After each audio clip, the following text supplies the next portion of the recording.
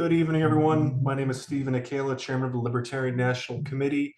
It is Sunday, August 3rd at 7 p.m., and I'll be calling this special meeting of the LNC to order. The purpose of tonight's meeting is to fill 2 open at-large seats on the LNC. Mr. McMahon, whenever you're ready with roll call, please.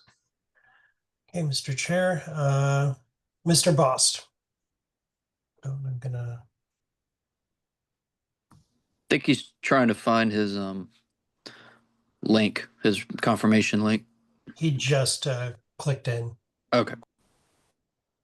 Mr. Dar, Vice Chair Dar, can you handle letting people in for me? Yes, doing that right now. Thank you. Mr. Bost. I'll come back to Mr. Chatterton. Mr. Wiley. Present. Mr. Dar. Mr. Wiley is present. Thank you, sir. I am Yes. present. Thank you, Mr. Dar. Mr. Dassing. Here. Thank you, Mr. Dassing. Mr. Bracco.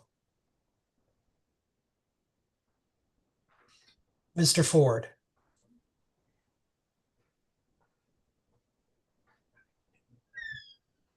Mr. Ford. Mr. Weir. Yep. Thank you, Mr. Weir. Ms. Hayes. Ms. Hollisey. Here. Thank you, Ms. Hollisey. Mr. Lamb. Here. Thank you, Mr. Lamb. Mr. Martin. Aloha. Thank you, Mr. Martin. Mr. McGee.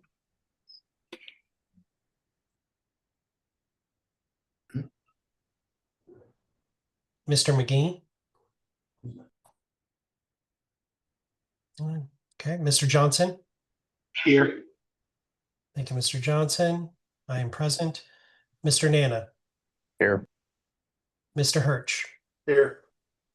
Mr. Treasurer Redpath. Yes. Thank you, Treasurer Redpath. Mr. Thompson. I'm present. Thank you, Mr. Thompson. Ms. Cowhart. Present. Thank you, Ms. Cowhart. Ms. Vincent, Mr. Vincent. I'm here. Thank you, Mr. Vincent. Mr. Watkins. Here. Chair Nikela. Present.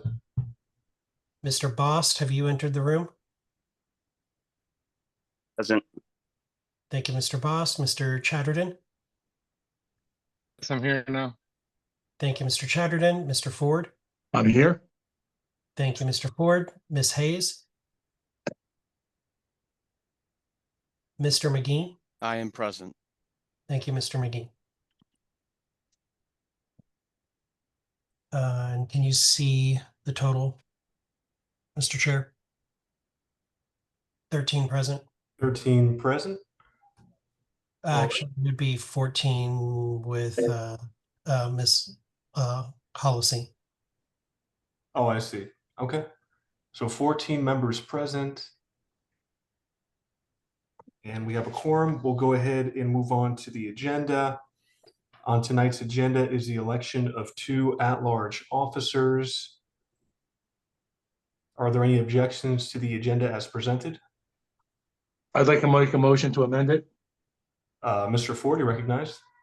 I'd like to make a motion to close the meeting after candidate speeches are made and then institute approval voting, potentially open vote with a voting deadline of 7 days. Thank you. All right, there's been a motion to, let me think about that for a second.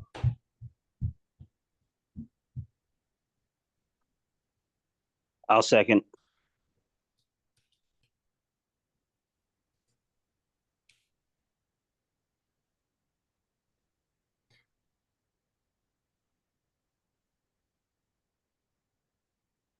Mr. Ford, is that correct? What I have on the screen? Would you consider that correct, sir? Yes.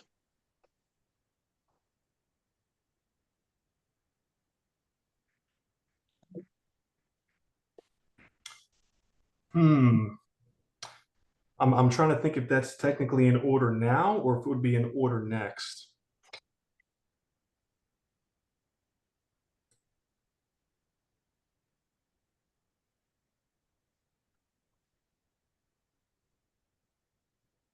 Mr. Chair, I don't, if I may, Go ahead.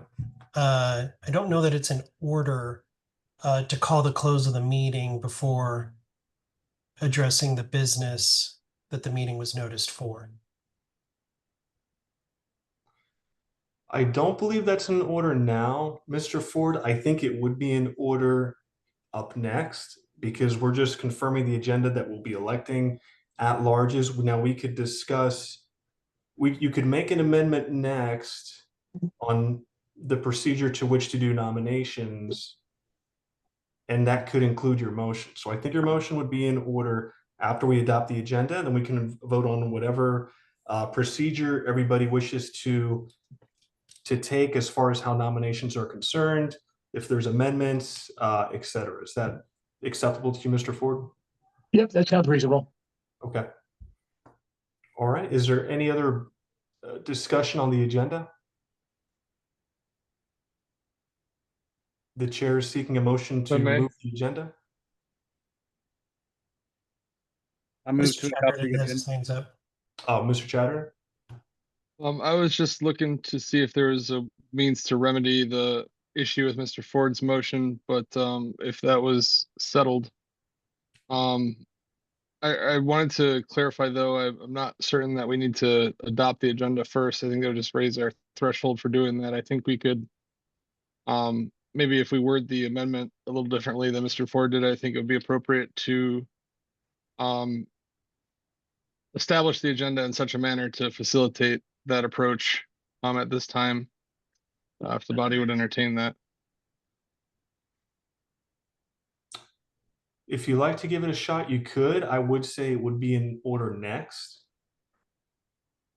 So if Mr. Ford wanted to make his motion once we've adopted the agenda, that would be procedural, which I think would be in line with the election. So if the body wished to adopt that, it would be pretty clean cut.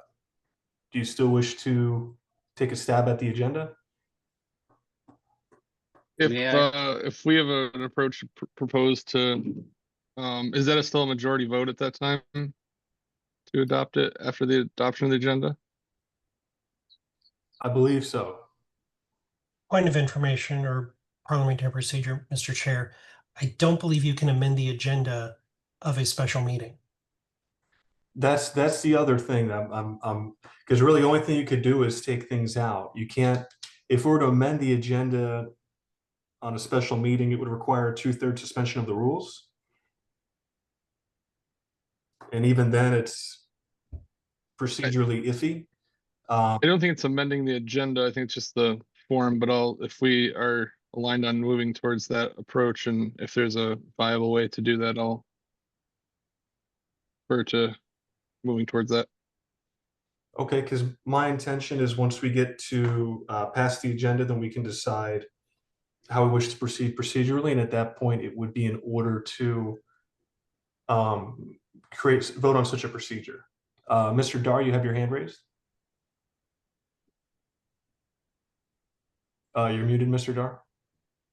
I was just going to move to adopt the agenda and then we Second. figure out the manner later.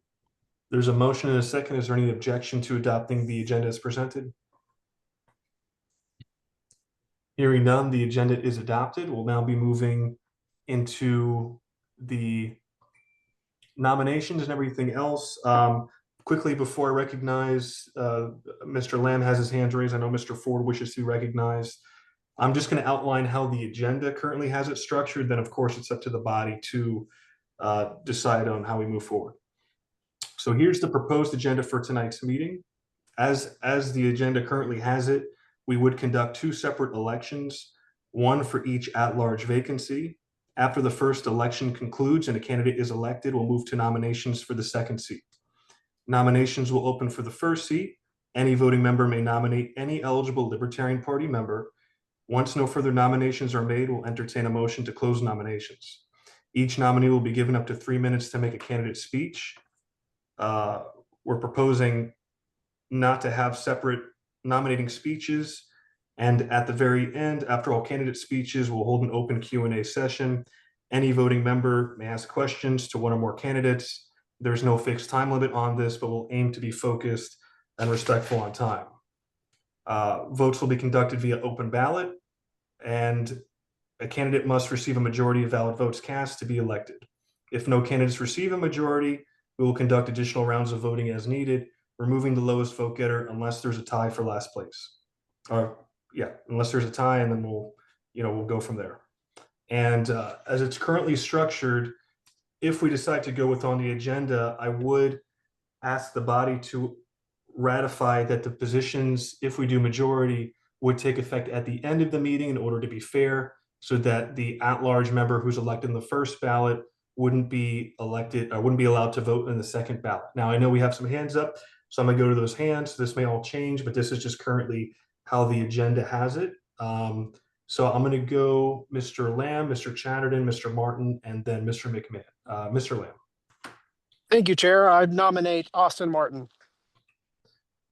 All right, we have nominations open. Before we go into nominations, though, is there any objection to everything I just said in terms of procedure? Well, I believe Mr. Ford, I had a proposal All right, to yeah. consider a different Yes, you're- procedure. Mr. Ford, go ahead. I wasn't sure if I didn't see your hand up right away, so. Okay, again, I'd like to motion, and I'm open to friendly suggestions, but I'd like to make a motion that voting take place on an approval basis using open vote with a period of 7 days between tonight and the final election. Would you like me to speak to this? Is there a second? I'll second. All right, Mr. Ford, go ahead and speak to your motion. You know, over the last few sets of elections, I've expressed the same frustration. The notion that we would have nominations, and I'm not even aware of everyone who's actually going to be nominated this evening. There are folks who jumped in the race, jumped out of the race. The fact that we would do that in the same evening is concerning to me. On one level, these elections are very, very important. We need strong, active candidates to take over and to help move the party forward. On the same token, there is no real motivation, no critical factor that would eliminate the need for the type of process where candidates, once announced, once they've made their speech, engage with different members of the LNC who have a responsibility in some cases to their region members. It's not a great look. Trying to stay positive here. Right now, there's a rush to judgment, and the term I often use is Libertarian Game of Thrones. People have clearly, in past recent elections, have pre-programmed who they're going to vote for and use parliamentary techniques to facilitate that. I'm saying, let's take a week, allow people in the party to question, discuss, engage in a true, open, transparent setting. And then that gives each of us the opportunity during the week when we're comfortable with our region, with our own individual personal judgments, whatever that may be, to select our vote. And for the next meeting, we can stipulate that, we'll take the vote and make the announcement right before the meeting. And if possible, those folks can participate as at-large members next week. No harm, no foul, open, transparent process. Give folks the opportunity to vet. Now, a final thought, remember, when we go into Michigan next year, people will have the opportunity for a year to campaign and engage in this process. The notion that we would then turn that upside down and allow that process to take an hour without an opportunity to vet unknown candidates, it's a terrible look, frankly. Thank you. I cede the floor. So Mr. Ford, I have a few quick questions for you for your motion. Was your intention to do 2 ballots with nominations for each specific seat? So for instance, someone would be nominated for seat number 1 and seat number 2, and there'd be 2 separate seats. Or is your intention to do 1 ballot, close it, do another ballot? Or would it be to do approval voting? Approval voting, top 2 winners become our next at-large delegates to the Libertarian National Committee. All right, there's a motion in a second. I have some hands written down, but I'm going to ask you to put your hands down for now, unless you wish to be recognized on this, the current motion, which is the Ford procedural motion. Does anybody have their hand raised for the Ford motion for discussion? Mr. Chair. Mr. McMahon, recognized. Point of calendar, they would not be sat by our next meeting. If it's 7 days, the balloting would technically start tomorrow, under the way we have always done things, the way I see things. So they would actually not be sat because the ballot would stay open for 7 days. So it would not close in time for them to be sat for the next meeting, which is August 10th. Just wanted to point that out. The other thing is for them to take effect, for them to not take effect immediately would require a 2/3 vote, suspension of the rules for them to not be sat immediately. That is procedure. That's all. Oh, you're talking about for them not be set immediately if we decide to move forward with that in the current. Okay, I understand. The way you have it currently set up would require a 2/3. That's not including Mr. Ford's motion, but having them sat not today, if we voted today, would require a 2/3 suspension vote. Gotcha. All right. I see some hands. They're still raised. Mr. Chatterton, was your hand raised for this particular motion? Yes, I would, Go ahead. in line with, Mr. McMahon's, concern that he raised, I believe it would be in order if we wish to specify a specific close time for the ballot to be prior to next week's meeting, and then that way, we could keep Mr. Ford's intent, for open vote with the top 2 winners, and have the ballot close, maybe say, I don't know, if there's some setup work, maybe to say 5 p.m. Eastern and before the 7 p.m. meeting next weekend. So Just if I may, Mr. Chatterton, I would suggest doing it something like noon Eastern. That way there's time to let yeah, them so know I'll to attend the meeting. if then I guess in that case I'll formally make a proposal for an amendment to have the open vote close at noon Eastern next Sunday. I'll second So that. All right. There's a motion and a second to amend the Ford motion to conclude the ballot on noon Eastern, and that would be on Sunday the 10th.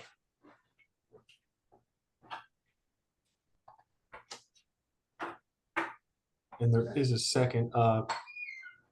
Mr. Chatter, did you want to speak any more to your motion, or do you want to put it up for discussion? I'll let it speak for itself. Before I right, and it is- second, if I may, Mr. Martin. just a suggestion. And I'm sorry to kind of just be a little informal about this. Would it make sense to have it end the day before to make sure that the new members will have a chance to look at the agenda and kind of clear their schedule for the next day? Just throwing it out there before that gets seconded. All right, if your hand is up and you're not speaking on this amendment, please put it down. I'm going to start calling on folks. Mr. Martin spoke. Mr. Ford? I'm comfortable with either Andrew or Mr. Martin's arrangement. I think possibly with thought, I think Mr. Martin, I think that's a great way to do it. Give folks a day. We still observe the intent of the original motion, and I'd be comfortable with seconding that. If it's not too late, we could consider the end of Saturday. I think we You could do usually do amendment noon to the Pacific or midnight amendment. Pacific. I think the amendment wasn't seconded yet, so if I did second it, but I mean, I'm comfortable with that change too, as the seconder. Let me ask this. Is there any objection to changing it to, what is it, midnight Pacific time on Saturday the 9th? Mr. Chair, Mr. McMahon? Just as point of information for the board, the secretary will be asleep at that point, so it really is moot. They will not get notified until probably around between 10 and noon on Eastern by the secretary. So just FYI.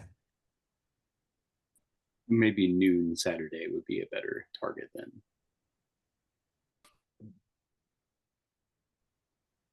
Is there a motion being made? I could make it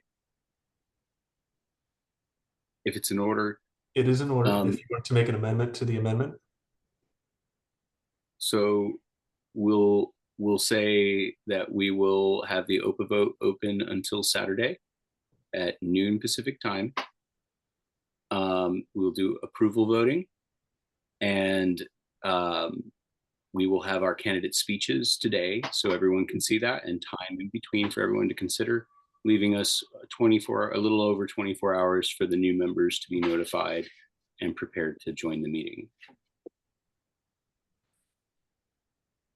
Is there a second? I'll second.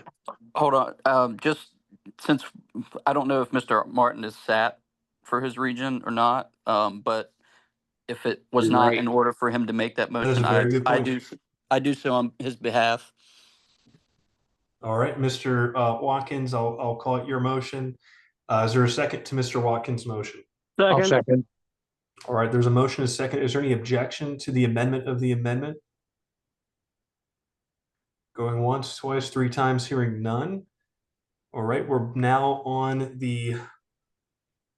technically we're voting on the amendment now, which is to close business on what's it, Saturday, August 9th at noon. Is there any discussion? Any objection to the amendment? All right, now it goes on to the main motion. Do we actually, I think we should probably do roll call for the main motion whenever you're ready, Mr. Secretary. Give me 1 second to make sure that I've got the correct language for the main motion. Raising hand for main motion. Mr. Dar. I did have a question. If on the main motion here, is a majority a requirement with this approval vote? And if it is, what happens if a majority is not met on any of these ballots?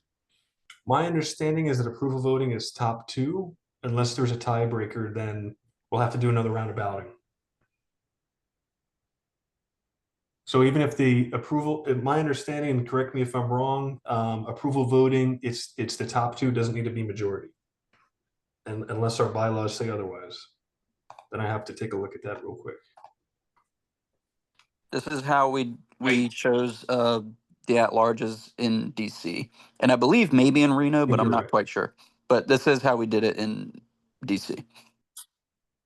And I think we had like 30 something people run for at-large too, so getting a majority would have been pretty tough. I could be mistaken on this, but I believe with approval voting, since you can vote for as many candidates as you want, I believe that I could be wrong. I thought majority is required, but I could be wrong about that. I just was going to throw it out.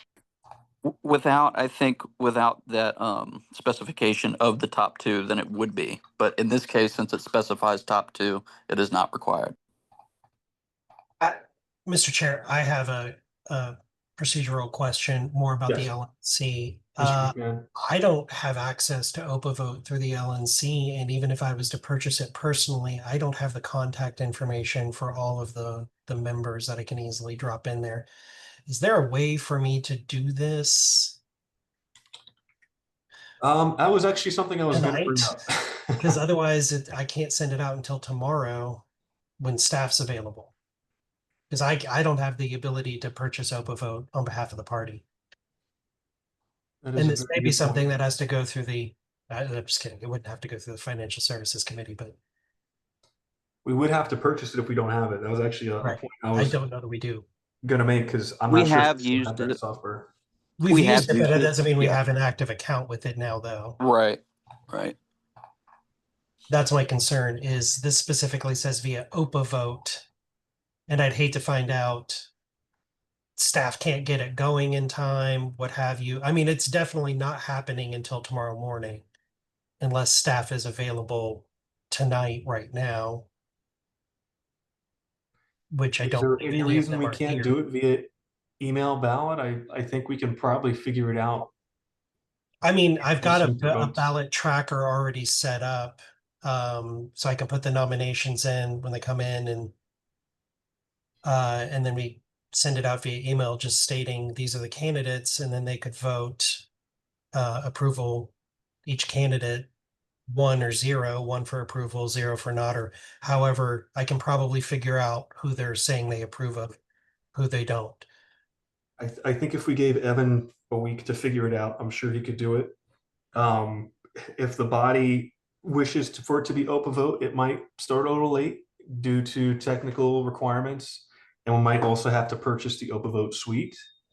So that would be the body's prerogative if we wish to pursue that route.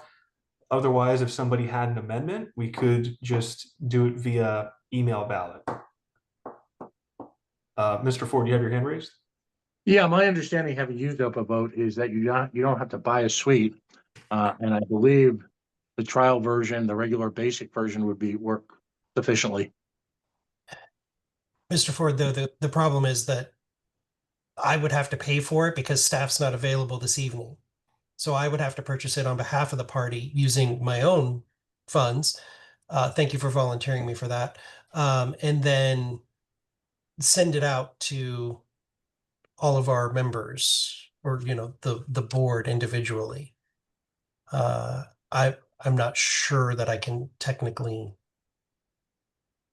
do that. And if I register with my LP secretary account, that may already be in there that I don't have access to.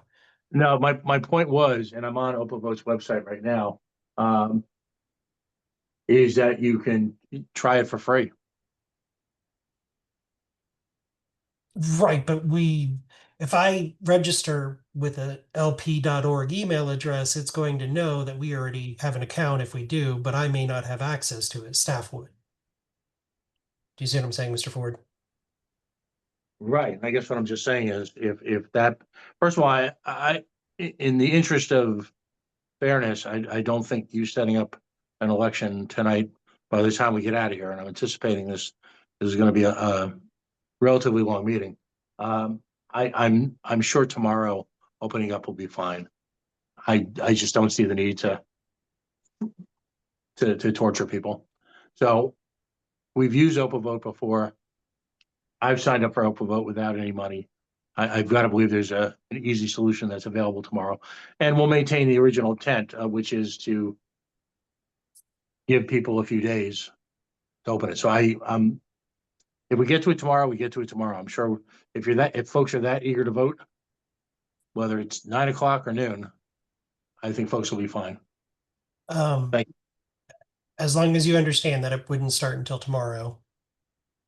With That I'm fine. I'll cede my time to the other folks, but I'm absolutely fine with that. It takes a few hours to get set up, so we're not torturing people. I'm absolutely fine with that. Folks need the spirit of this is for folks to spend tomorrow, whether it be regional reps talking to their state affiliates, whether it be individuals checking their own notes. And I'm sure after a full and rewarding evening tonight, folks aren't going to get up at 9 o'clock in the morning and say, I got to vote now. So a few hours, a half a day, whatever it takes to do it right, I'm comfortable with. But again, I'll ask other folks what their opinion is. Mr. Martin, then Mr. Bost, and then Mr. Nana. Mr. Martin? Having an open vote is like an itch that you need to scratch. So I can't believe you expect me to wait till tomorrow. No, I'm just kidding. I'm comfortable with waiting till tomorrow. Totally agree with that. I was going to say that, and I'm kind of a happy camper either way. If we did it, by voice right now, I wouldn't be particularly bothered about that. I know that's not a good idea. So I just wanted to speak in favor of it and yield, since I think Mr. Ford said what I was thinking. Mr. Bost? Yes, I'm also in favor of the motion and doing it via open vote. I think it would be the smoothest, simplest, and least confusing way to get it done. And I would offer, if Mr. McMahon, if the staff, if we do have it, but the staff can't figure it out, or if there's trouble with open vote, I'll offer my assistance to Mr. McMahon. If that's signing up for my own account or an affiliate account, whatever the case may be. Mr. Nana? Call the question. All right, there's a motion to call the question. Is there a second? I'll second that. Any objection to calling the question? Mr. Martin can't second. That's right. Any? I forgot. I'm sorry. I will Is there- second. Second. All right, Mr. Chatterton, I believe second. Any objection to calling the question? Hearing none, we'll proceed to a roll call vote.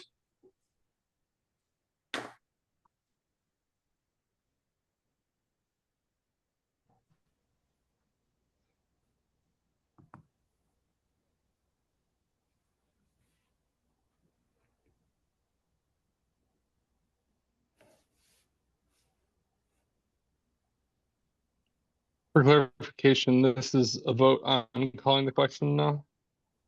No, there was no objection to calling the questions. This is the actual Okay, vote. thank you. Yep. Okay, great. Thanks.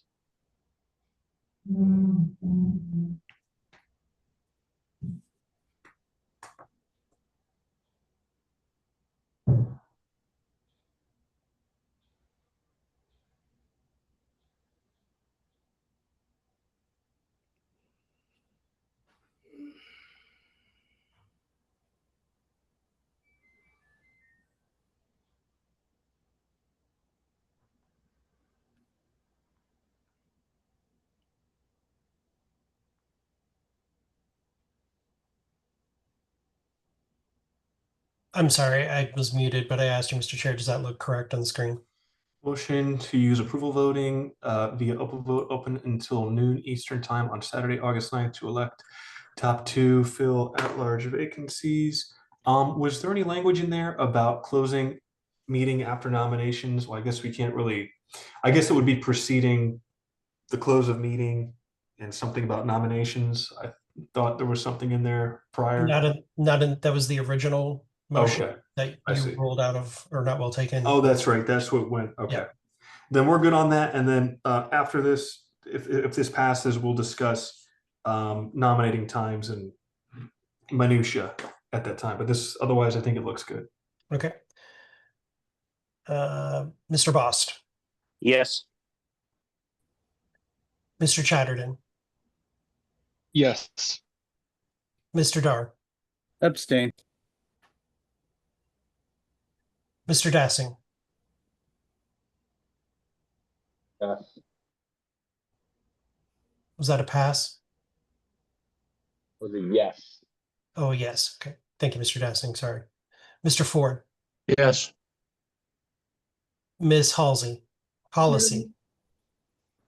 No. Okay.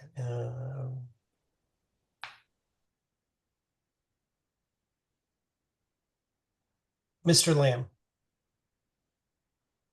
Yes. Mr. McGee. Pass. I will also pass. Mr. Nana, No. Mr. Treasurer Redpath, I'll abstain. Mr. Thompson, Yes. Mr. Vinson, Yes. Mr. Watkins, Yes. Chair Nikayla. I'll abstain. First pass was Mr. McGee. I will also abstain. I think you put my abstention under Watkins. I did. Thank you, Mr. Chair. And Mr. McGee abstained. I will also abstain. The vote is 8, 2, and 4. All right, the ayes have it. Motion passes. And so next we will go to nominations. According to the agenda, we have 3-minute nominating speeches and an opportunity at the end for questions. So we'll let each candidate speak for 3 minutes. And then They'll do their speeches, then at the end we'll ask questions. So is there any objection to that method?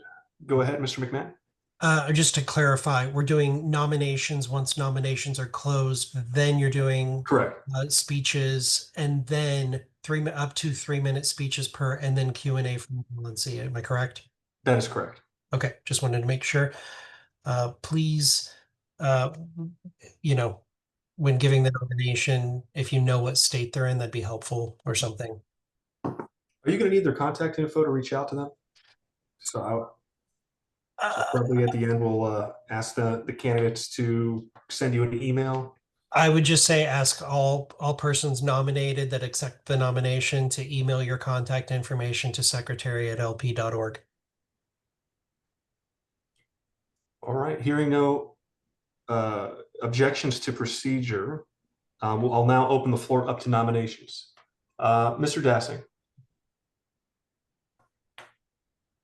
Can I nominate 2 people right now, or just 1?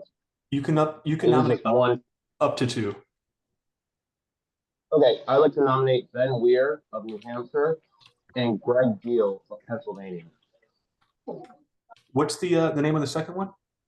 Greg Deal. Greg Peel? Deal. Oh, Deal. DEEL. Yes. Thank you. There was also previously a nomination that you did accept. Mr. Lamb nominated Mr. Martin. Going down the list, Mr. Weir, do you accept the nomination? Yes.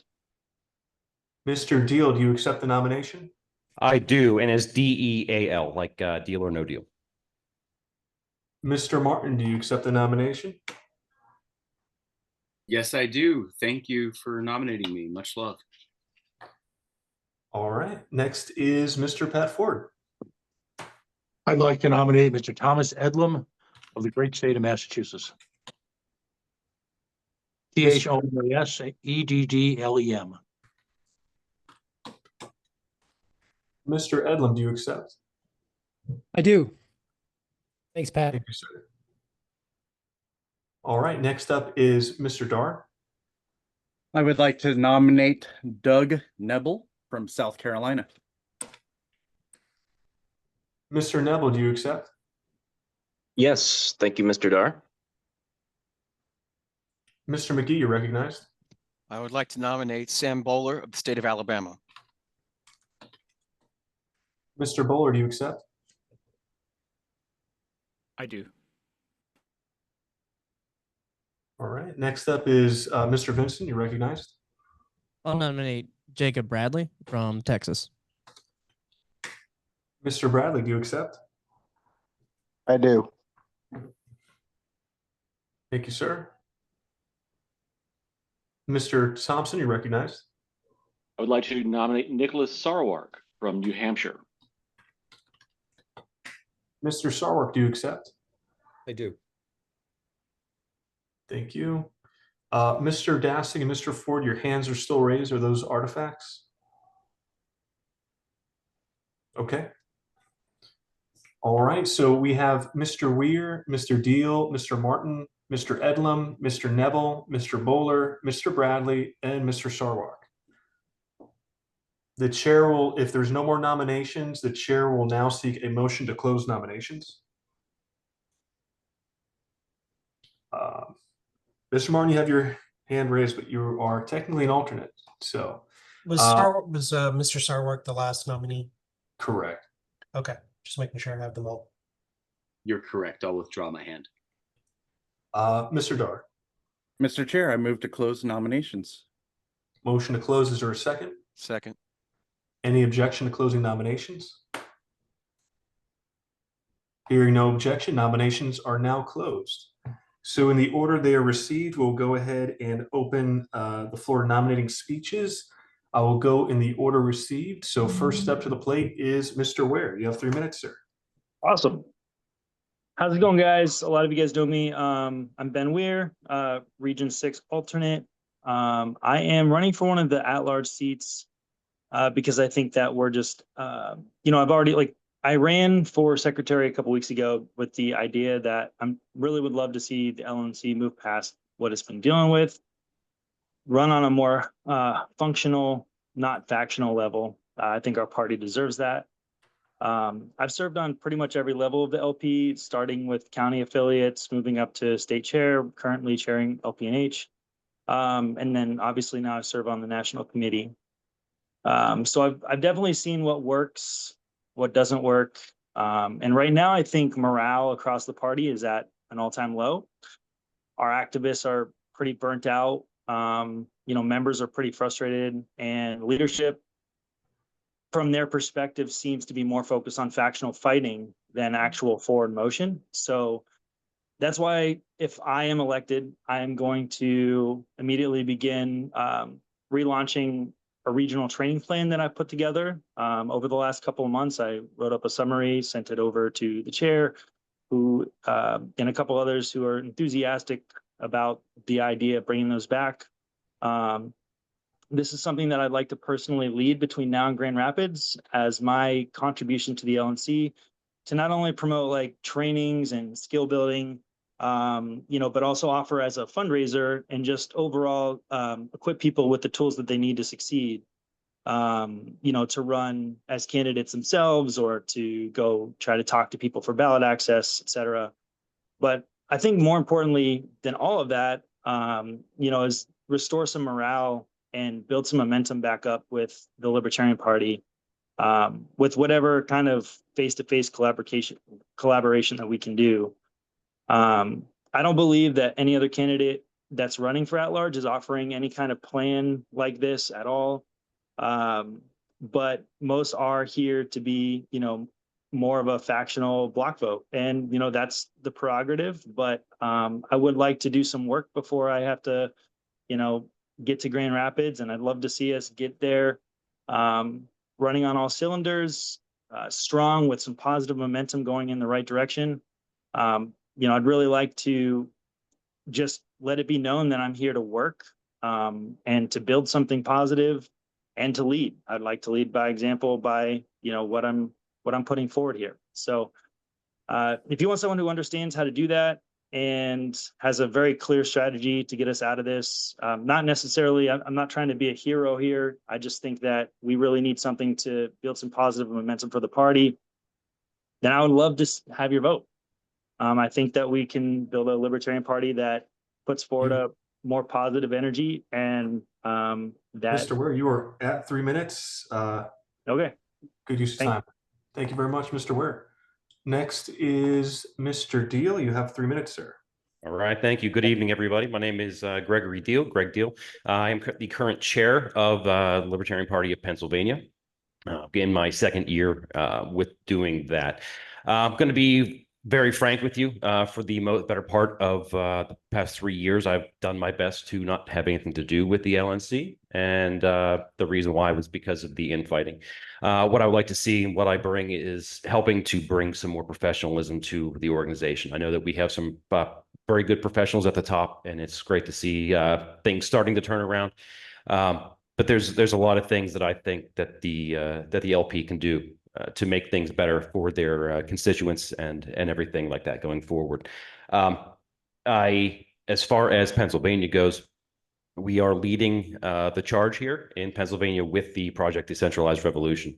We're going to have over 30 candidates on the ballot this coming November, and that stems from Dr. Moulton, who's now in Tennessee. And expounding on that. So we're doing some really good things in Pennsylvania, and we're hoping that we can bring it full circle around through the LP. I don't want to take up too much of your time. I am a steel worker by trade, so I work all different kinds of hours, which means I'm available all the time. And I'm more than happy to put in whatever work is necessary to see us going forward in the positive and the correct direction. Thank you. Thank you, Mr. Deal. Next up is Mr. Martin. Aloha, everybody. Thank you so much for having me and considering me. I am really honored and thrilled to be here with you guys. I will start just by kind of talking about some of the things that we've done in Hawaii, and then I'll move on to why I think this is a feasible idea. In Hawaii, over the last legislative period, we targeted over 100 bills, with 93 of them obtaining public testimony. from the Libertarian Party that's trackable. And of those on the bill outcomes, 72 of them went the way we wanted. And we picked good bills that we knew would be a fight, that we knew that this would be something where our testimony might actually make a difference. And boy, did we. That is a 77.42% success rate, if I'm not mistaken. And that's unheard of in legislative testimony. We used force multipliers and small group tactics to be able to create an asymmetrical situation where we were able to make huge policy changes with very little actual expense. I want to see things like this be replicated in other states. And I want to see that important work that's supposed to happen during the legislative term feed our electoral cycle and prepare our candidates to be able to run, to be able to deal intelligently with the things that are going on in the politics in the legislature. So that's essential. We're set up amazingly well for 2026. And I have a lot more to offer. I have a plan to basically create a in-person recruitment network that would allow us to do a lot more stuff, to target winnable races and actually show up there, making lists, recruiting people, and expanding the party while at the same time of totally, thoroughly, and really supporting our candidates. Imagine each candidate having a real support team with real resources that's plugged into your state party and with national to make sure that things actually go the way that they should, right? Imagine having that kind of operational support. That's what I'm bringing to the table. And that's the program that, regardless of this election, I'm going to be working hard to deliver to each of the state parties and to national to make sure that we have arms and boots on the ground to actuate outcomes. So I'm about the work and I want to see us succeed. You know, I like to get along with everybody and I'm not afraid to work with, it doesn't matter if we're opposed to each other or not, I can work with anybody and I'm happy to try to put some of the difficulty aside that we've been having with our different factions in our party and really try to just model a better ethic of leadership. I'm hoping that my actions to date have spoken for themselves, that I put the work first and the business first, and tribalism second. And I think that we have a really great slate of candidates today. I want to say I'm really excited that there's so many people who've shown up. So no salt if you don't vote for me. I won't be offended, but I really hope you do. And I hope that we can make some great things happen. And, you know, it'd be kind of nice to get out of the alt position. And anyway, much love, you guys. Thank you again. I'm really just honored to be sitting here with you guys and happy to contribute and serve if you guys Thank you, want. Mr. Martin. Your time is up. Next up is Mr. Edlam. Hi, I'm Tom Edlam. For those of you guys who don't know me, I sent all of you guys who are voting, except the alternate, sorry. I sent you a short letter yesterday explaining what I think I can bring to the Libertarian Party.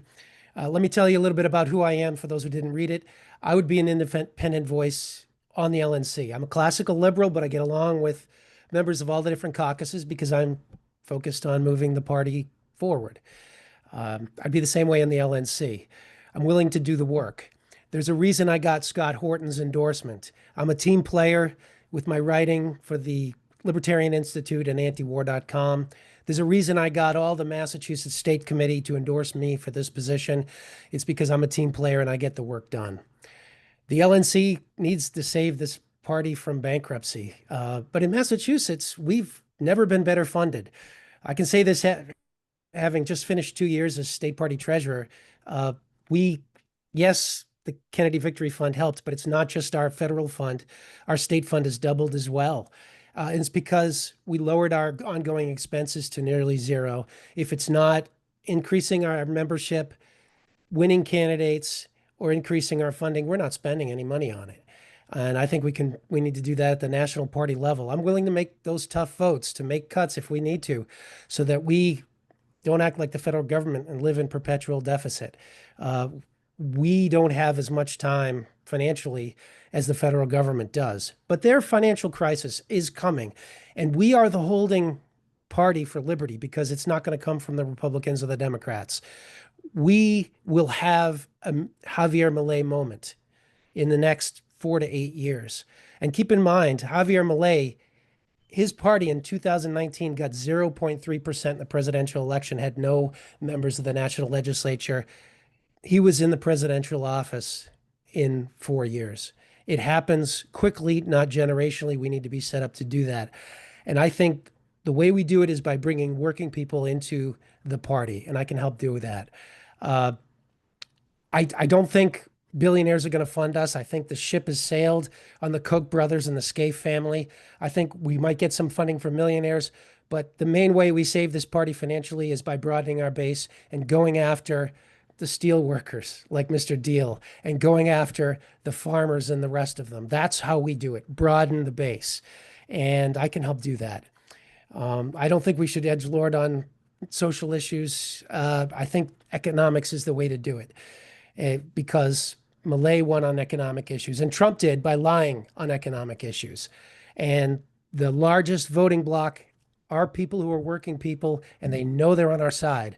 They know that we have, that they're being cheated, and we just need to tell them that. So, Thank you, Mr. Redlin. thank Your you. time's expired. Thank you. Vote me in. Next up is Mr. Neville. 3 minutes.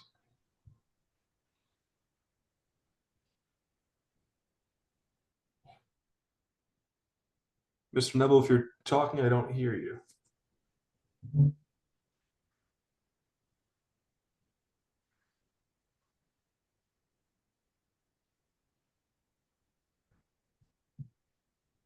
Mr. Neville, if you're talking, I still can't hear you. I'm not sure if he's still on the call. It keeps, for some reason, it keeps switching him from muted to unmuted rapidly. Maybe he has it set to Okay, there we toggle. go. Oh, I think, is that good? Now we hear you. Okay, sorry about that. Yes, hi everyone. My name is Doug Neville. I'm from Simpsonville, South Carolina. I appreciate the opportunity. So thank you for the nomination, Mr. Vice Chair.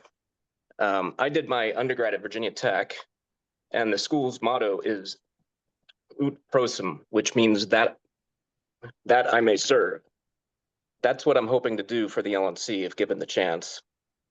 I have no loyalty, to any individual on this board or any group of people.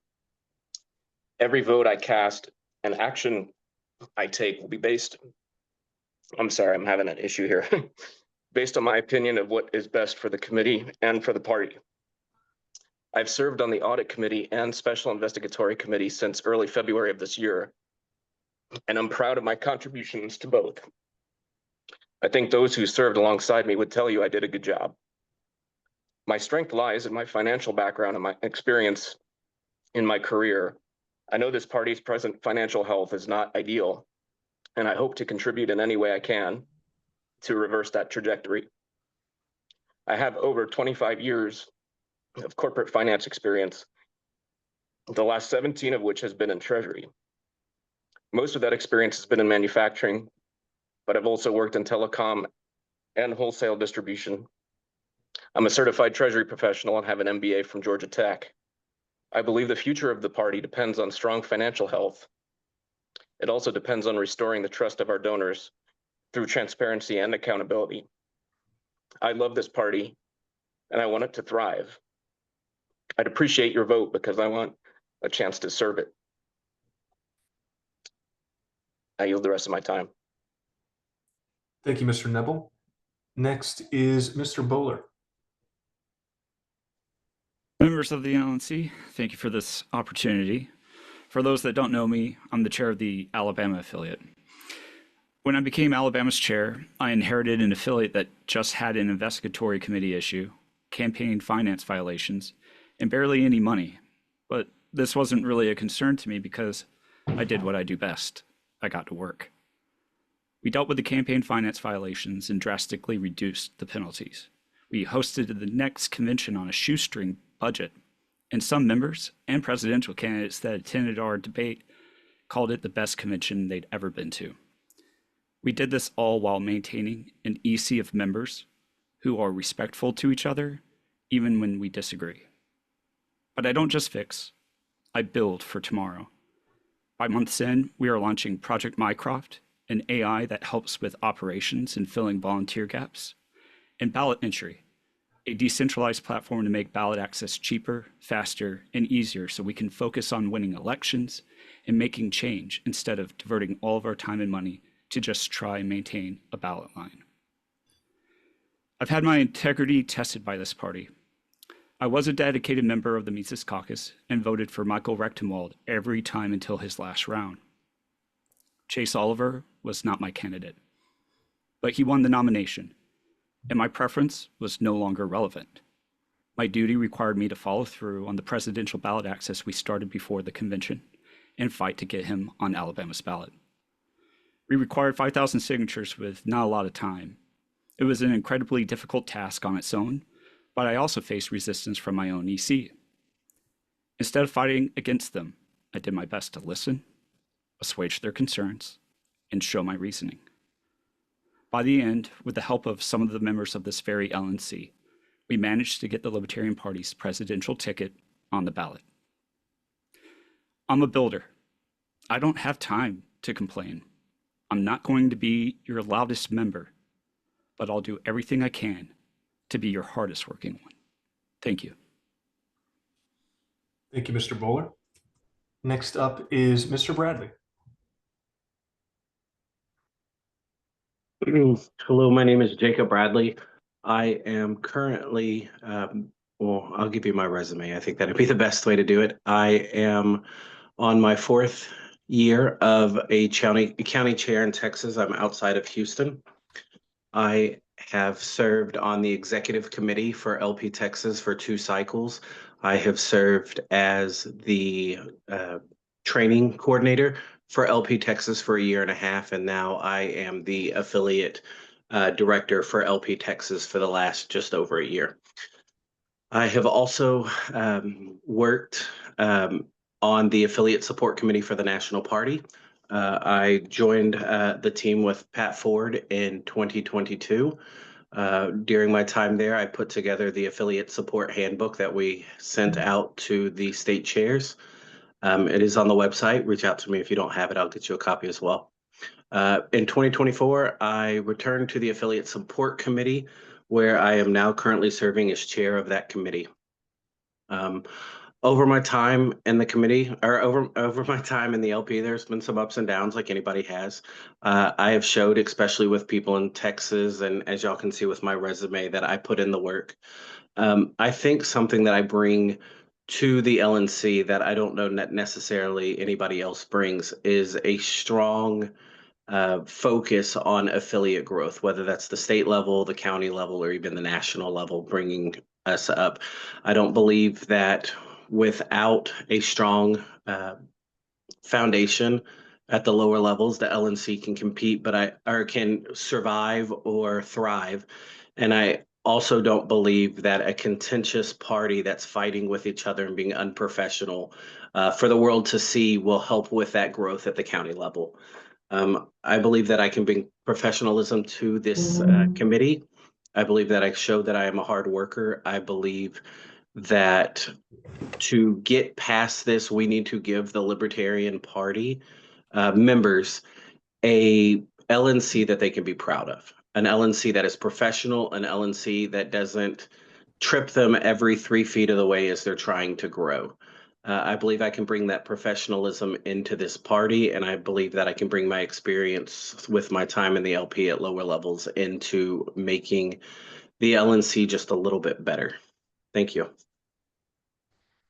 Thank you, Mr. Bradley. Next is Mr. Sarwark.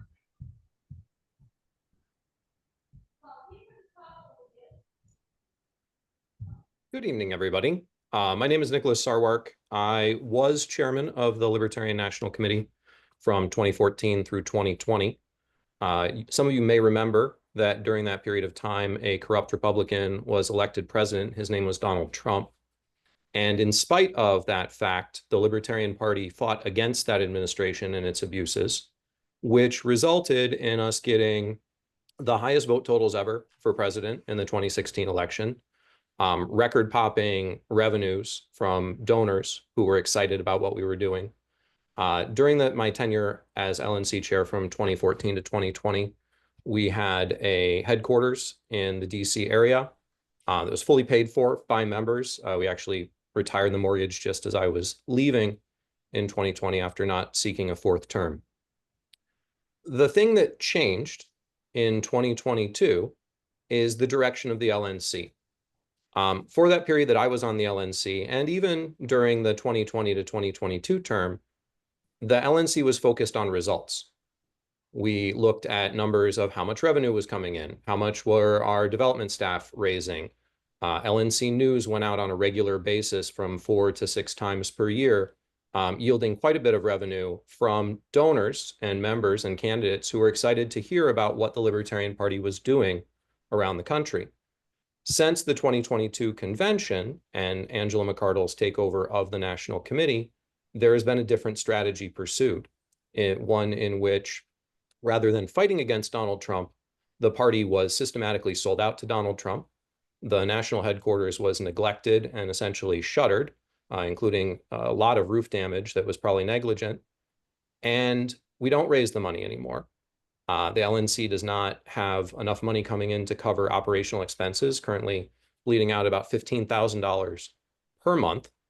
LP News has not been published since the one issue, I think, came out immediately after McArdle was elected in 2022.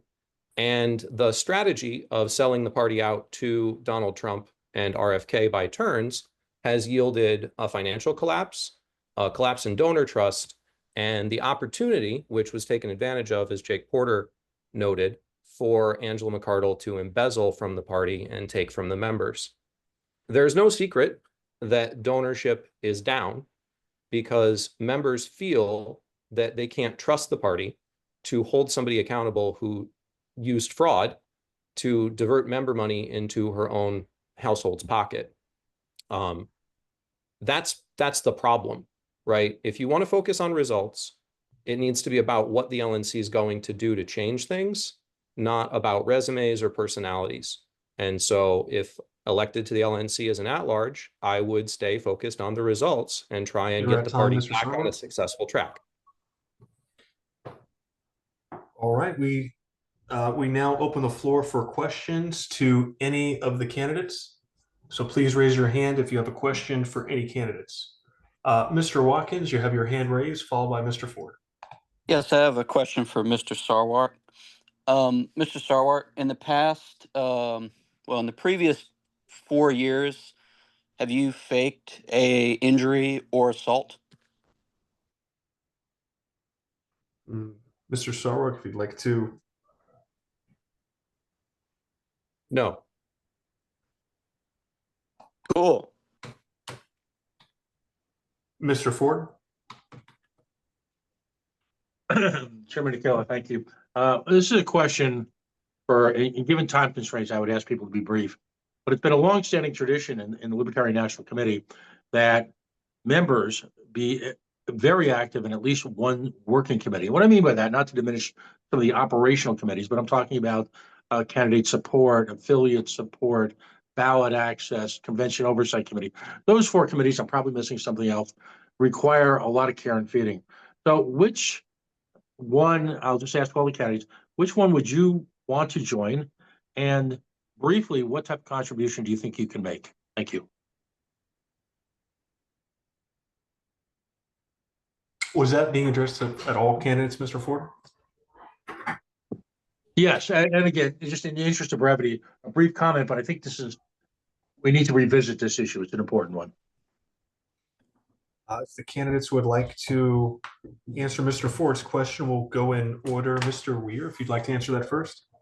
Yeah, he's asking what committees we're interested in being part of and what our contributions will be. Is that the gist of it? Mr. Ford? Yes. So I am actually interested in starting a committee, which I've already put down on my little plan that I'm proposing to the LNC within the next week or so, which will basically delegate the ability to do regional trainings and fundraise and to do something positive for the party over the next 6 months before Grand Rapids so that we can get the morale boost, but also so that we can I think our members deserve to have that kind of training, and we have, in my opinion, neglected to provide it to them. So. Mr. Deal? Yes, absolutely. Probably other candidate support or affiliate support. Pennsylvania is actually doing a great job at getting affiliates up and running. Actually, see Tony DeRazio is our chairman of that committee. He's on the call here now as well. But probably more than likely candidate support, because Pennsylvania, we have some really good ideas, and we're doing some really good things in Pennsylvania with getting candidates on the ballot. Mr. Martin? Thanks for the question, Mr. Ford. I'm very flexible and I can do a lot of different things. So as chair of the Hawaii affiliate, I've gotten a lot of cross training and been able to kind of help learn a lot of roles. Our EC has basically written handbooks for everything that our state affiliate does. So we've, done a lot of exploring into how we want things to run. I would be comfortable on just about any committee, and I have lots of time. So my number one goal would be with the Overwatch program. I'd be looking at affiliate support committee, candidate support committee, but I would be liaisoning with several committees dealing with this program. And if Ben Weir starts a committee, as he says, I would definitely be working with him on that too. So I'm very flexible in that regard. And I know it's kind of maybe cliche to throw it around business, but I have an actual plan that will develop a real boots on the ground nationwide presence for us. And that also will give us the ability to leverage organizations as a force multiplier. And I'd love to talk more about that. I could talk for hours about that, and I won't. But I'm definitely flexible and able to serve in a lot of different capacities. And I anticipate that no matter what's going to be going on, I'm probably going to be liaisoning between a lot of different committees. On top of that, a big focus of mine will be fundraising. I think it's really important that we diversify and go after some of the mid-range donors, midline donors, millionaire donors, and being able to intelligently deploy research intelligently deploy resources in those areas where that can be obtained. That's going to be the key. And that takes data, that takes a lot of coordination between different moving parts in order to get a really good fundraising operation. It's one part art, one part science. I'll go ahead and yield on that. Mr. Edlin? Hello. I also will be flexible, but if you ask me, hey, pick a committee, I would pick affiliate support. As political director in Massachusetts, that's what I love doing, creating and building local affiliates. My little South Shore Libertarian Party is my favorite libertarian group on the planet, south of Boston, and I would continue to help affiliates across the country. That would be my true love. Thank you. Mr. Neville? Yes, well, so I'm already on the audit committee, but I have a hope that I could join on the financial services committee. That might be in conflict with the audit committee, so I'd probably have to resign from the audit committee, but that's my hope, is to be able to join the financial services committee. If there is room on the convention oversight committee, I would like to help in that, if there's any need on a financial background basis. I know Rich Bowen's already on that one, so but that's I think where I can contribute. Thank you. Mr. Bowler? Thank you. I'm already on the IS committee and the historical preservation committee. I would be willing to go on to the affiliate support committee. I think from my speech earlier, you heard I have some projects in mind that can help all the affiliates out. Ballot access committee as well, for the same reason.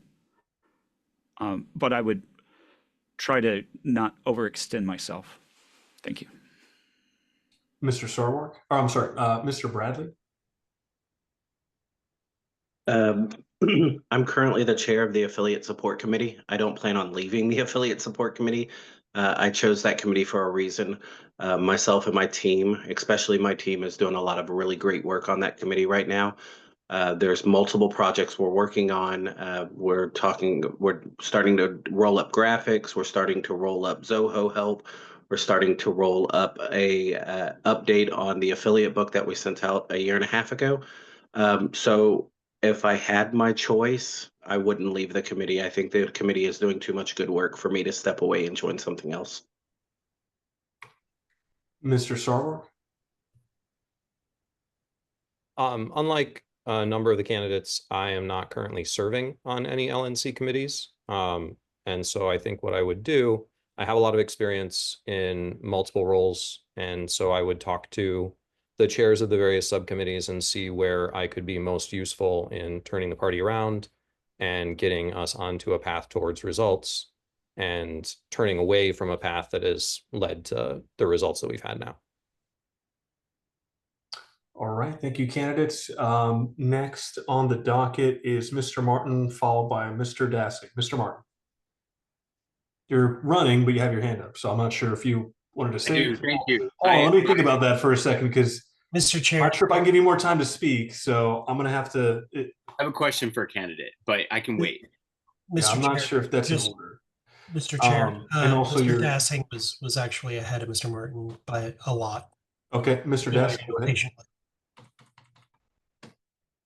Yes, my question is for Mr. Sarwart.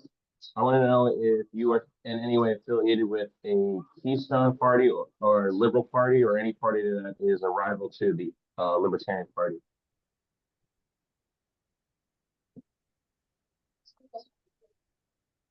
Sorry, just let me find my video.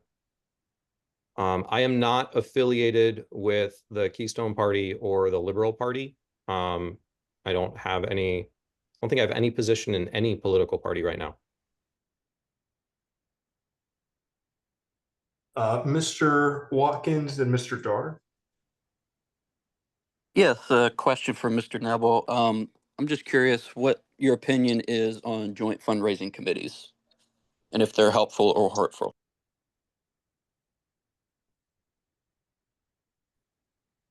Well, I've been aware, and I wasn't, admittedly very involved in what was happening last year.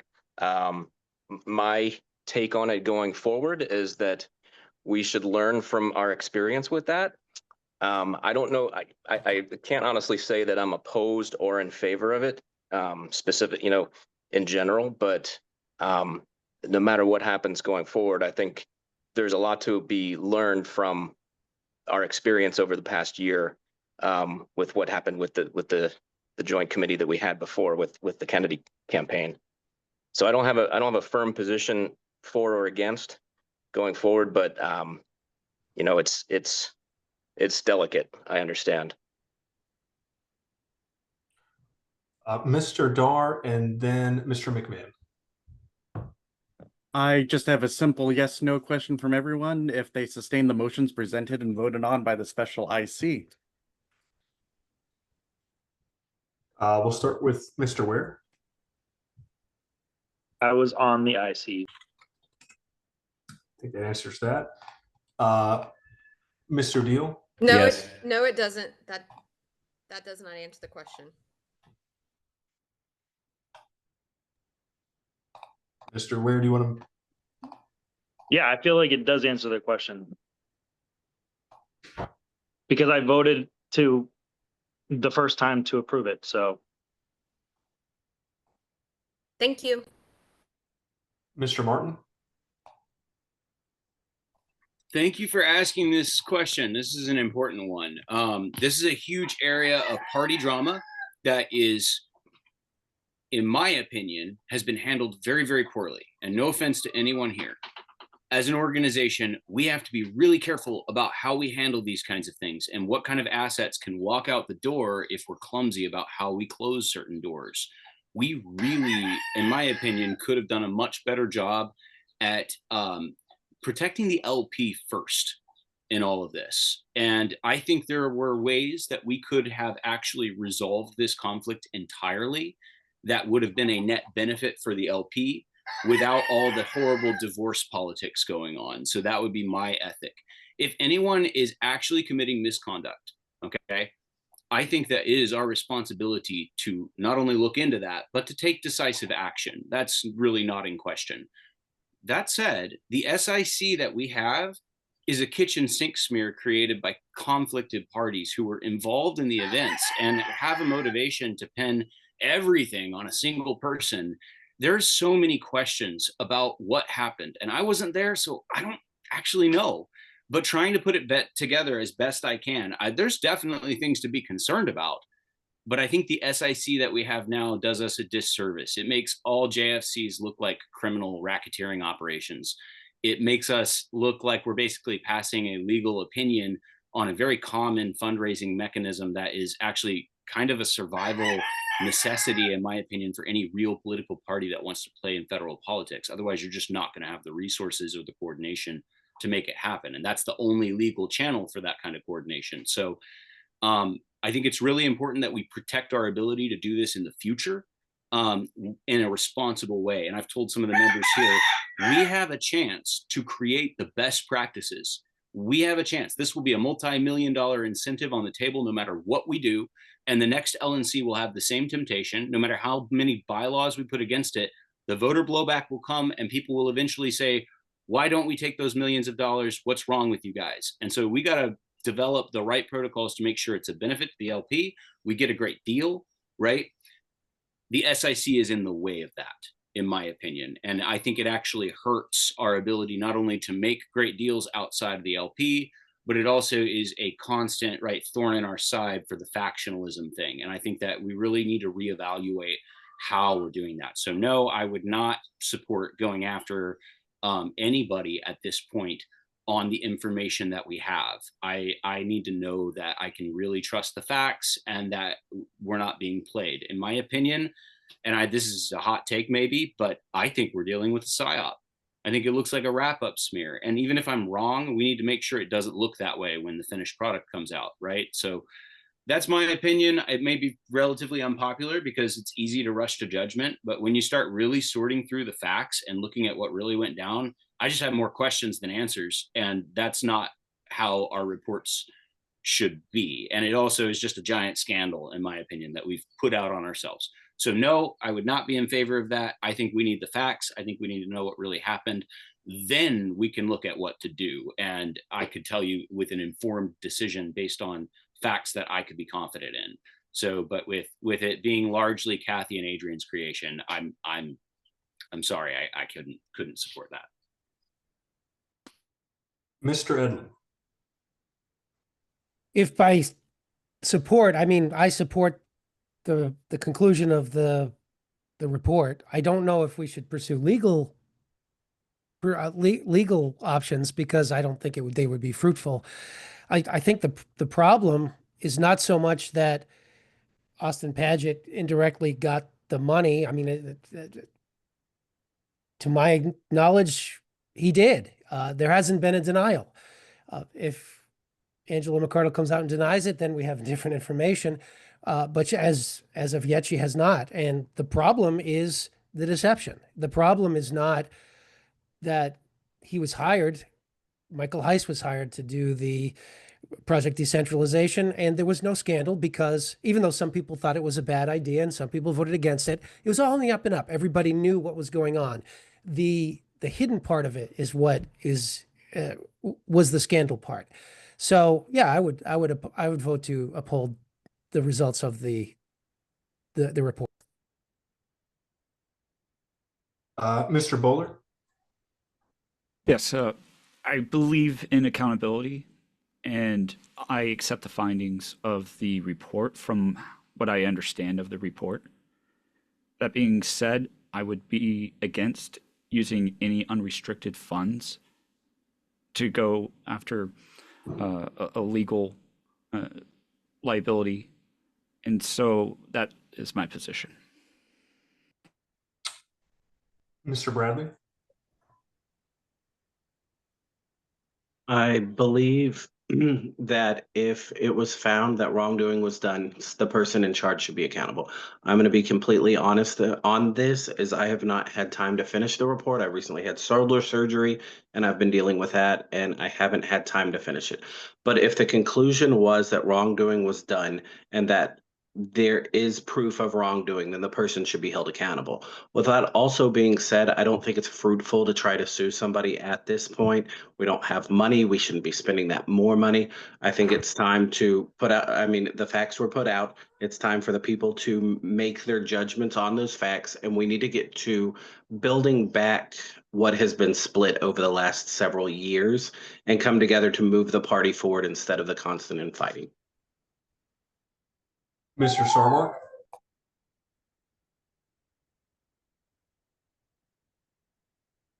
Donations dried up because donors don't trust the LNC will protect their money.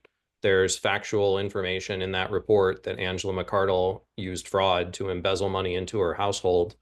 And many donors have said, and many former members of the LNC have said, that they are unwilling to financially support a party that's willing to circle the wagons around Angela McArdle and decide against taking legal action to hold her accountable for the donor money that she siphoned out. That has not changed. It hasn't changed.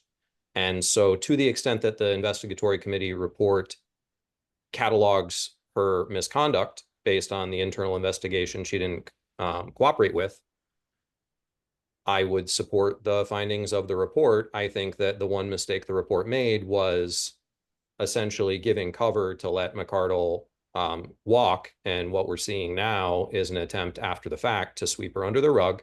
And a number of candidates for this position are basically signaling that they will participate in sweeping it under the rug because they don't want McArdle to be held accountable.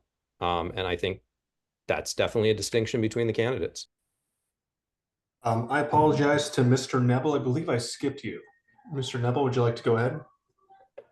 Thank you, Mr. Chair. Yes, I was also on the IC, and I stand by the final recommendations in the report. So I echo a lot of what Mr. Sarwark just said. I do think there is a sentiment within the party membership and delegates that there should be further action taken. That's kind of where I stand on that matter. But yeah, I stand by the final recommendations of the report. I just want to remind candidates that whether or not you're members of the LNC, you should refrain from asking questions or making comments during this portion. So I will only be recognizing non-candidates from the gallery to ask questions. And you will have the opportunity to respond to all questions directed at you. Mr. Lamb. You skipped me, Mr. Chair. Oh, I apologize, Mr. McMahon. You did have your hand up. Patiently waiting. I have a unsexy question. Sorry to the people watching. Being an at-large, you're not necessarily representing state chairs in regions, but it is more than just showing up for a board meeting and casting a vote. How would you define what role you will have on the LNC and with the membership and the affiliates as an at-large, if elected? We'll go in the order received. Mr. Ware. Repeat the last part of your question there. How do you see your role within the LNC as an at-large if elected? Yeah, I believe that every at-large should have some cause that they're working behind, whether it be some kind of committee, but they should be doing something productive that's not just board meetings. And it's been discouraging to see for a very long time that hasn't been the case. Everyone does work, but I do think that there's important things that are being neglected. So for me, like I said, I believe that it's definitely like training and going out and actually meeting people where they are and doing some, regional events, which can bring in some money. It's not going to save the party with any kind of fundraising or anything like that, but I think that those things are important. And I think that that's probably where I will be dedicating most of my time between now and Grand Rapids, but also, help sporadically with the convention committee and stuff as well. So. Mr. Deal.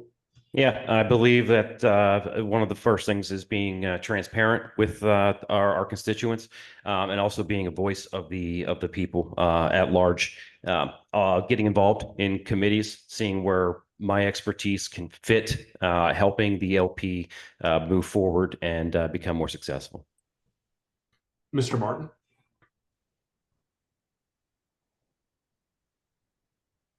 Apologize. Can you please repeat the question?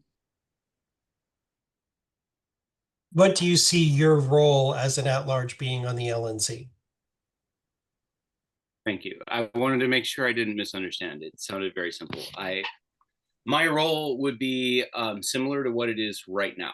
So right now, I try to go and talk to everybody and make sure that when conversations are not happening, right, that communications are possible. I try to make sure that I do that in an honest and upright way. I think I've dealt with each of you privately, and you get to see that I'm the same guy on the phone with you that I am when I'm not on the phone with you, right? And sincerity is something that usually doesn't pay off very well in politics, just to be honest. Like, it's way better to be a reserved, like, corporate hologram. I am not that.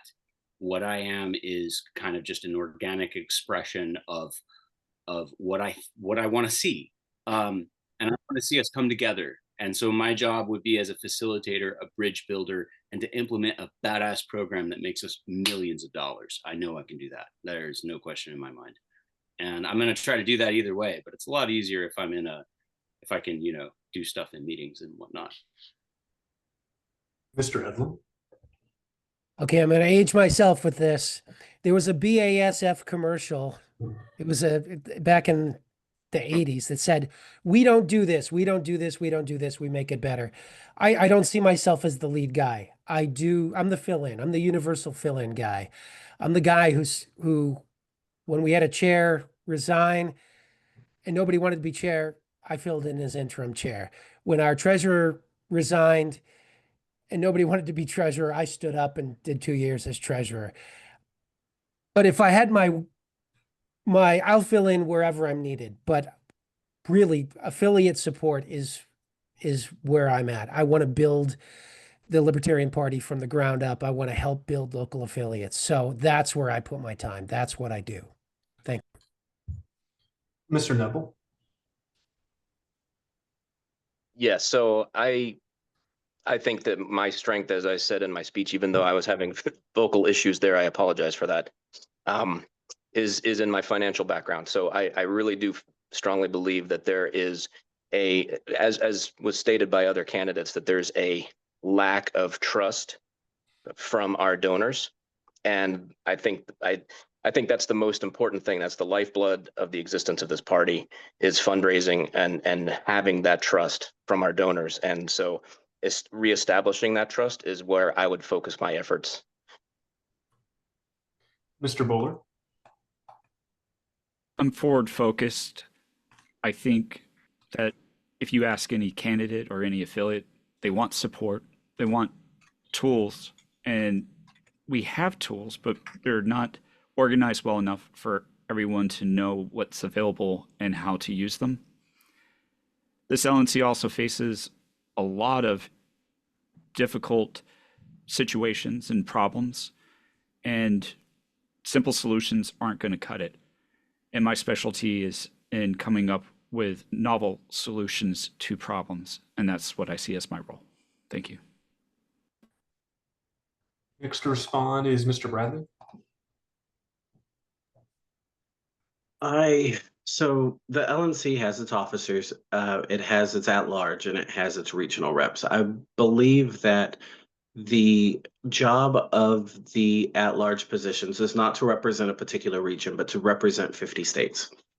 I have a unique perspective and opportunity with my time on the affiliate support committee, because I've reached out to every chair. I've talked to as many of them would answer their phones. I mean, Bill Redpath and me had a conversation not long ago, and it's the first or the last of more than a few that we've had. It gives me the opportunity to not only represent like a region rep would, but an area, but to feel the pulse of what's going on in the country, what the affiliates are dealing with, where their problems are, how to roll out support for them, and what they want to see the LNC doing themselves. It's not always easy because 50 states usually have 50 different opinions on what the LNC should be doing. But it does, the same recurring things do continue to come up. I've built the relationships with those chairs over the last almost 4 years. And I believe that I am in a unique spot because I have those relationships and because I can reach out and I can represent not 6 states or 8 states, but the 50 that we have in the LNC. Next, we'll hear from Mr. Sarwark. I think I appreciate the question because an at-large is different from the other positions. This LNC, and to some extent the one before it, has been much less transparent with the donors. The public business list has changed multiple times, whether or not people could or couldn't read it. It's difficult to find. LP News isn't published anymore, and the direct mail program appears to have been suspended. So there are a lot of Libertarian Party members who don't know what's going on. They don't know whether or not they should bring support back. And I think from the position as an at-large member, I can answer those questions and answer them from a perspective of somebody who is not seen as having been part of what got us here. And so perhaps if the goal is to get the results back and get people contributing again, having a voice that is a fresh set of eyes on what's going on at the LNC might bring back some of that trust. Next to be recognized is Mr. Lamb, followed by Mr. Dar. Mr. Lamb. Thank you, Mr. Chair. I have a question for all candidates. Are you currently, or have you ever been employed by, worked with, or been an informant for the CIA or FBI? Thank you. We'll hear from Mr. Weir first. Absolutely not. Mr. Deal. No. Mr. Martin. Before I enter my vehement denial, I have busted feds in this party, and I have written, documented proof. These are my coyote skins I hung on the fence. I have found them, and I have bounced them. My Hawaii affiliate was under attack. And in a strange way, that's actually how I ended up here, is this crazy event. Feds are real, guys. It's not just feds, it's outside influences of all kinds. You got Republicans, you got Democrats, you got all kinds of political ops going on, and most people do not understand how politics really works. And they get you, they will entrap you, they will blackmail you, they will threaten your family. And very few people have the integrity to not fall in those traps. Absolutely not. I've been beaten up by the cops, I've been thrown on the side of the road for dead. I've been denied medical treatment for days. I've had my kids ripped out of my arms. I have suffered for liberty, and I will never, ever, ever sell you out. Next is Mr. Edlin. The answer to that question is no, I've never worked for any federal or state or local agency, except I've worked for the government once. In 2008, I was drafted into a mafia drug trial as a juror, and I was kicked off for jury nullification. Mr. Neville, you're up next. No. Mr. Bowler. Although I like wearing suits, I have never worked for the CIA, FBI, or any government organization. Next in line is Mr. Bradley. Not only have I never worked for the FBI or been an informant or anything else having to do with the FBI, I 100% back the abolishment of the FBI. Lastly, Mr. Sarwark.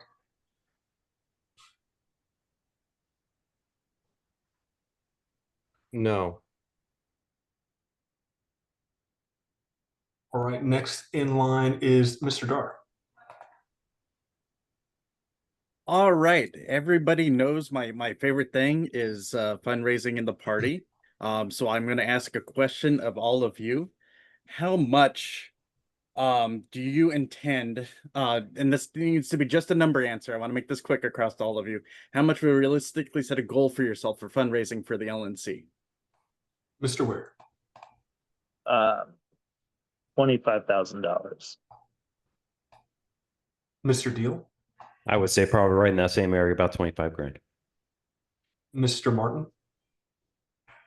For myself, Yeah, I'm aiming about that same amount. I'd like to actually say more. I need 50 grand really to get things going on the project that I want. And the thing, I'm not just going to fundraise for myself, guys, through my account. I want to set up so many fundraising channels that are all going to be pulling in a ridiculous amount of money. My goal is something like $2.5 million over the next year. Anything less, if I can't do that, then I need more training. Mr. Ed. I'm going to be forthright here. Fundraising is not my specialty. I'm probably the poorest guy running for this position. In Massachusetts, I was probably the poorest guy in the party. I'm its largest donor since 2021, but I don't have a number. I will try to get people to donate, but I don't have a number. Mr. Neville. I'm similar to Mr. Edlam. That's not my strong suit, but I will say $15,000. Mr. Bowler. Not my strong suit either, but I'm developing tools to help. And with that, I would say 25,000. Mr. Bradley. I think the answer here is $15,000 a month. I think we need to get this party on the right track. So with that being our current deficit every month, as I've been told, I think that is a good place to start on fundraising. Mr. Sarwark. The party is currently not operating at capacity. It doesn't have a newsletter. It doesn't have direct mail. It doesn't have regular development. It doesn't have a full-time staff anymore.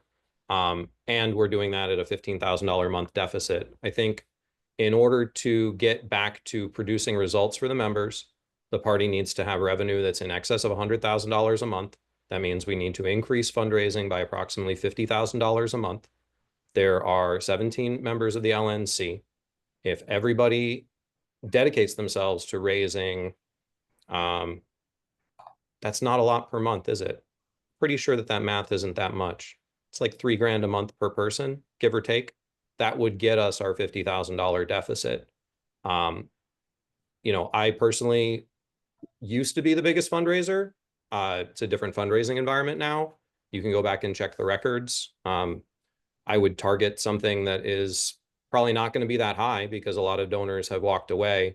But if I'm not personally bringing in between $10,000 and $50,000 per month myself, something's wrong.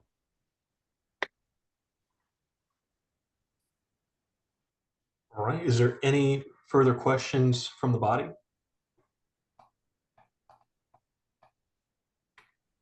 Mr. Chatterton?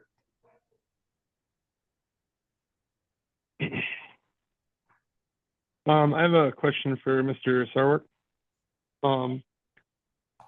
Going back to an old decision of the Judicial Committee, I believe that you had written an opinion at the time. It was the decision regarding the rights case that you said that you deem clauses are specific mandatory language.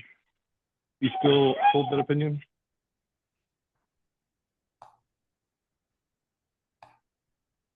Mr. Sarwark, your response? Yeah, it's been, I think, nearly 20 years since I wrote that opinion. As far as I know, I agree with the things I wrote back then.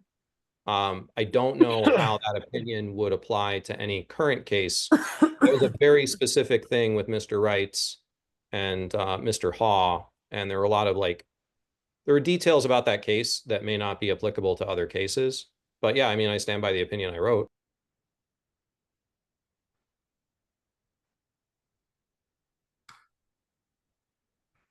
Is there any further questions from the body? Mr. Martin, I can't recognize you.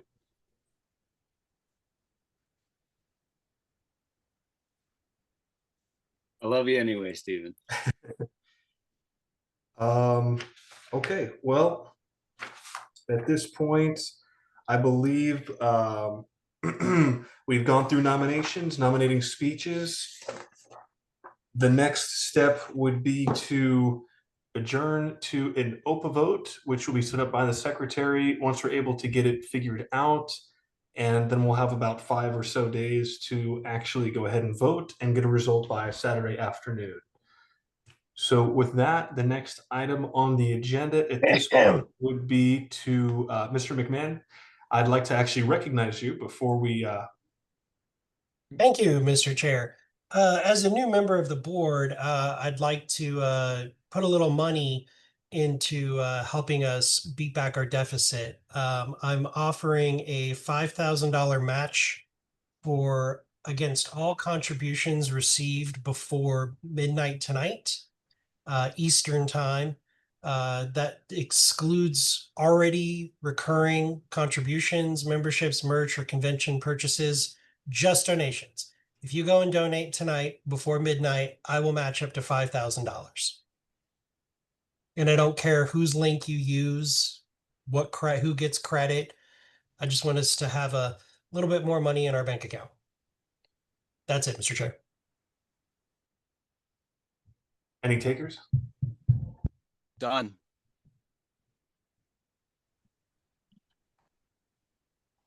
And that's all party members. Anybody who's watching this, if you got friends, send it out.